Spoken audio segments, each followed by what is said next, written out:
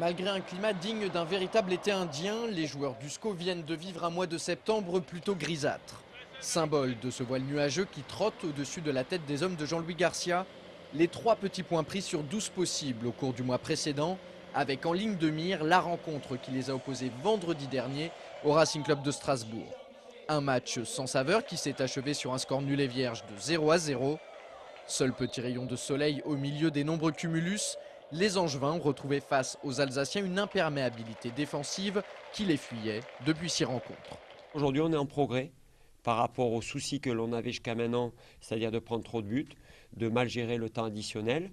Mais ce soir, on ne prend pas de but. Dans la semaine, on a beaucoup travaillé pour trouver cette solidité défensive. Mais ce soir, ça a réussi, on n'a pas pris de but, c'est le principal.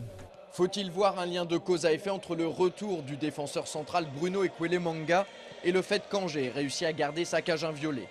Sans doute. En tout cas, l'international gabonais a effectué une rentrée intéressante aux côtés de Thomas Mieniel au sein de la charnière centrale. C'était la première fois que les deux hommes étaient associés en match officiel. De bon augure pour la suite de la saison. Mais si les Angevins ont enfin retrouvé une solidité défensive vendredi soir, ils l'ont fait au détriment de l'animation offensive. Les scoïstes se sont créés trop peu de situations favorables face aux Strasbourgeois. Une frappe en pivot d'Olivier Auriac, une reprise de volée aux 6 mètres de Youssef Hannan qui passe largement à côté. Et enfin ce face-à-face perdu par Anthony Modeste devant Stéphane Cassard. Ça doit suffire pour gagner un match, même quand on n'est pas bien. Malheureusement, on ne les a pas mis au fond. On a eu du mal à mettre notre jeu en place, notre jeu collectif. On s'est surtout appliqué à être bon défensivement et c'est vrai qu'on a pêché un peu dans le jeu. Les Alsaciens ont aussi leur part de responsabilité dans l'inefficacité des Angevins.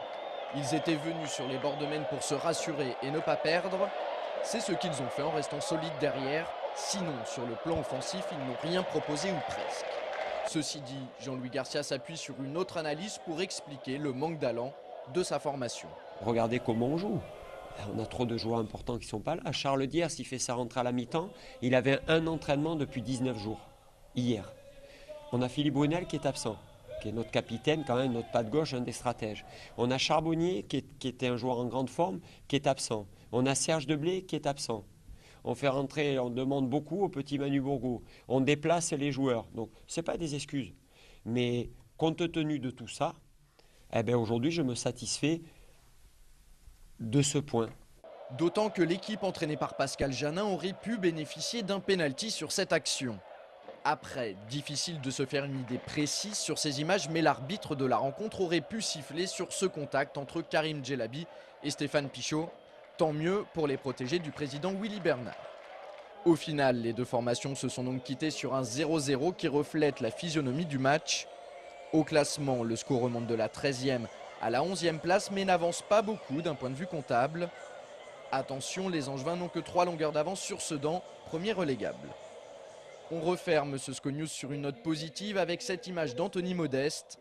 L'international espoir a reçu le trophée UNFP du meilleur joueur de Ligue 2 du mois d'août, juste avant le coup d'envoi de la rencontre face à Strasbourg. Je tenais à dédier ce trophée au club pour la confiance qu'ils m'apportent, aux supporters pour le soutien tous les matchs.